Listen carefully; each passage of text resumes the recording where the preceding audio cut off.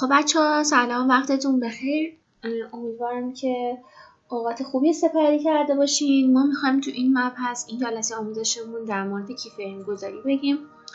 کیفریم گذاری قبلا بهتون آموزش دادم، ولی تو این جلسه آموزش میخوام یه سری نکات ریزتری رو بهتون بگم. کیفریم گذاری اصلا چیه؟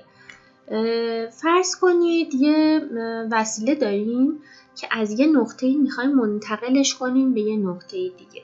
خب تو این سیری که از نقطه A برسه به نقطه B، مثلا من میخوام اسکیلش رو تغییر بدم. یه راهش هست، این هستش که هی وسط فیلممون کات بزنم هی ریز بیام حالا مثلا اسکیلش رو تغییر بدم، که خب خیلی زمان بره. یه رویه دیگه که ممکنه ازش استفاده کنیم اینه که کیفریم گذاریش کنیم. قبلا هم بهتون گفتم هر جایی که ما توی پریمیر از این آیکونای تاگل داشتیم، مثل استاپاژ داشتیم، میتونیم کیفریم گذاری کنیم. حالا نه فقط برای اسکیل، برای زوم هم همینطور. مثلا فرض کنید یه ماشینی الان من وسط این صفحه دارم که میخوام به تدریج زوم بشه و کوچیک بشه تا از کلا محو و ناپدید بشه. به این رویه خب ما میتونیم اینجور موقع ها از کیفریم گذاری استفاده کنیم. الان اینجا من یه دایره کشیدم، این دایره رو میخوام بیارمش اینجا. اولین حرکتمون اینجوریه، بیارمش این وسط تصویر، بعدش بیاد اینجا. خب حالا مثلا میتونم تا بیاد به این وسط تصویر برسه سرعتش کمتر یا بیشتر بشه. در هر صورت یه جابجایی توی پوزیشن داریم. پس میرم توی افکت کنترل و قسمت پوزیشن رو انتخاب میکنم. یه موردی که قبلش باید دقت کنید، من این دایره رو از این قسمت نوار تولبارمون کشیدم و حالا میتونیم مستطیل بکشیم، مربع، دایره، بیضی، هر کدوم از اشکال هندسی که بخوایم. فقط دقت کنید که برای اینکه بخوایم دایره کامل رو بکشیم، یعنی که بیضی نشه، باید مثل برنامه فتوشاپی خیلی از برنامه‌های گرافیکی دیگه باید دکمه شیفت رو نگه داریم، بعدش اون دایره رو بکشیم. اوکی. خب بچه‌ها، من الان میخوام کیفریم گذاری انجام بدم. یعنی چی؟ یعنی که بگم که من برنامه‌م اینه که اول این دایره قرمزه بیاد این وسط، بعدش باز پوزیشنش تغییر کنه بیاد این آخر. یعنی یه بار پوزیشنش از اینجا به اینجا منتقل میشه و بار بعد به آخر تصویرمون. خب یکم این آیکون پلی هد رو آوردمش جلو. اینجا من یه بار روی کیفریممون میزنم، میگم جلوتر بیا، مثلا اینجاها. باز اینجا که میاد پوزیشن رو تغییر میدم، میگم میخوام پوزیشنم بیاد توی این نقطه و نهایتا توی این نقطه هم باز پوزیشنم رو تغییر میدم و میاد این آخر. اوکی. یه بار پلی هد من میارم اول، با هم نگاش کنیم. یه بار اومد اینجا و بعدش هم تغییر. خب ببینید این پروسه‌ای که داره تغییر میکنه، یه وقتایی شما میخواین آقا مثلا من سرعت جابجایی این دایره‌مون یا حالا هر چیز دیگه‌ای که داشته باشیم یا هر مورد دیگه، نه فقط پوزیشن، اسکیل میخواد باشه، روتیت میخواد باشه، هر کدومشون نمیخوام سرعتش این سرعتی باشه که الان داریم میبینیم. میخوام سرعتش رو کمتر کنم یا بیشتر کنم. بعد چیکار کنیم؟ این گزینه آیکون کوچولوی حذف فلش که کنار دست پوزیشن یا حالا هر کدوم از این موردهای دیگر رو میزنیم. ببینید یه خطی داره بهمون نشون میده اینجا که به این میگن گراف. این گرافه کاملا خطی و خشک و لینیره. من نمیخوام اینجوری باشه، میخوام یکم تغییرش بدم. چیکار میکنیم؟ میام اول کیفریم اولی کلیک میکنم، میرم روی این گزینه ایز اوت رو میزنم. اوکی. گزینه آخریه که یا همون کیفریم آخری هم باز کلیک میکنم، ایز اینو میزنم. مورد وسطی هم حالا به دلخواه مثلا من میزنم بیزیر. دقت کنید که کیفریم اولمون همیشه باید ایز اوت باشه، کی فریم آخرمون همیشه باید ایز این باشه. اینجوری نیستش که شما فکر کنید چون کی فریم اولیه پس حتما باید ایز این باشه، کی فریم آخری باید ایز اوت باشه. نه اینجوری نیست. کی فریم اول همیشه ایز اوته، کی فریم آخر همیشه ایز اینه. من میخوام مشخص کنم الان گرافمون میبینین از اون حالت خطیه تغییر کرد، یه حالت تقریبا منحنی به اشاره شیب ملایمی داره.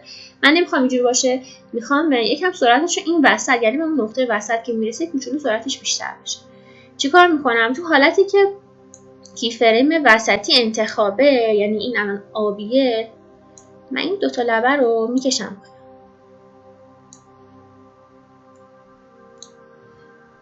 خب یعنی شیب رو افزایش دادم. میبینید؟ به اون وسط که میرسه یه دفعه نزدیک اون نقطه وسط که میشه یه دفعه سرعت حرکت دایره افزایش پیدا میکنه. از اون نقطه وسط که داره فاصله میگیره به مرور سرعتش کم میشه. مثل همین گرافی که الان جو داریم میبینیم، یعنی نزدیک به نقطه وسط که میشه تقریبا یه دفعه شیب تندی پیدا میکنه.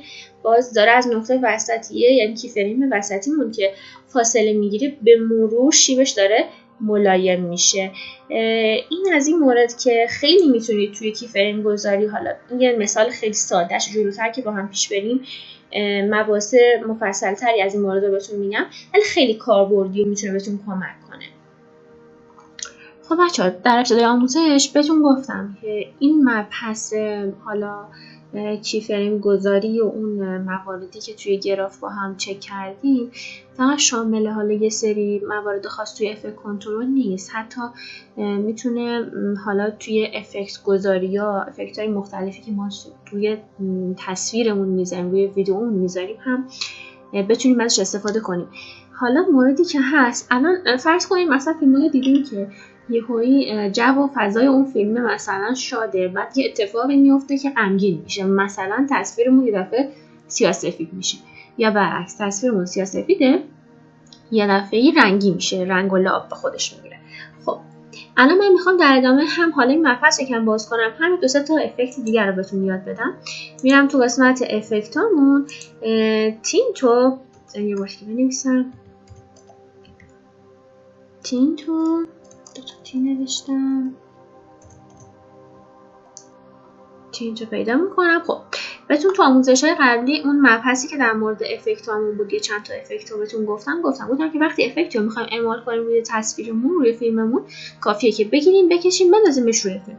من لینک اون آموزش رو براتون بالای صفحه میذارم، دوباره نگاش کنیم که براتون مرور بشه.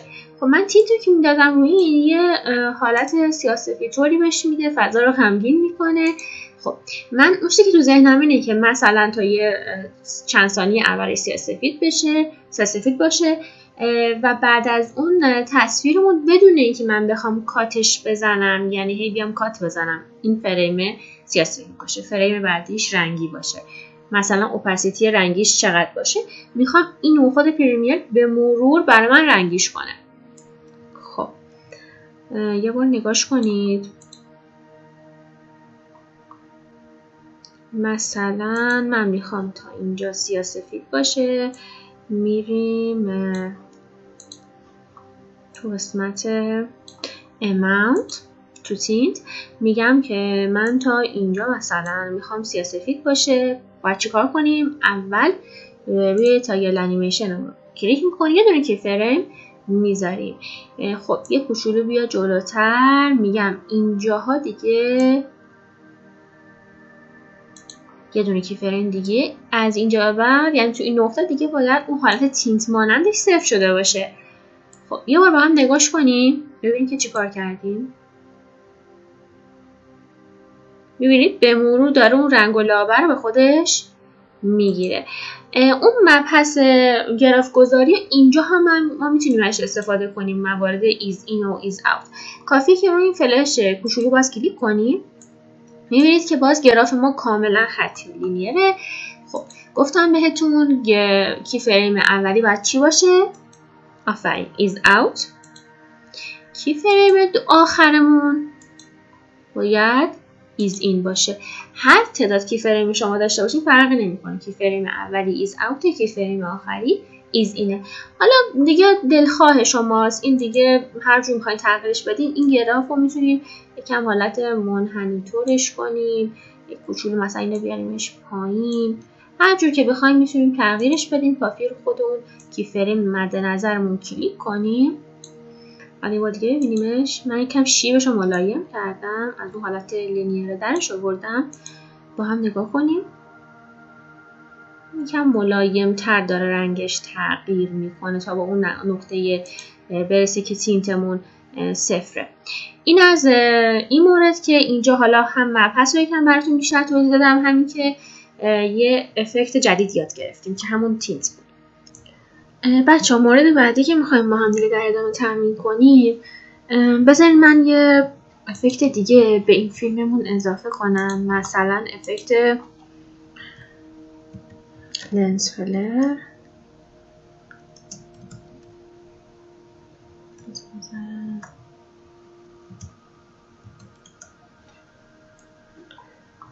اوکی. من اینو به تصویرمون اضافه میکنم. ببینید یه حالت لنز نورمانندی اینجاست. خب من خود لنز فلر رو سنترش رو جابجا کردم، اومدم تو همین گزینه فلر سنتر، میگم که اول فیلم که همینجاست یه دونه کی فریم میذارم،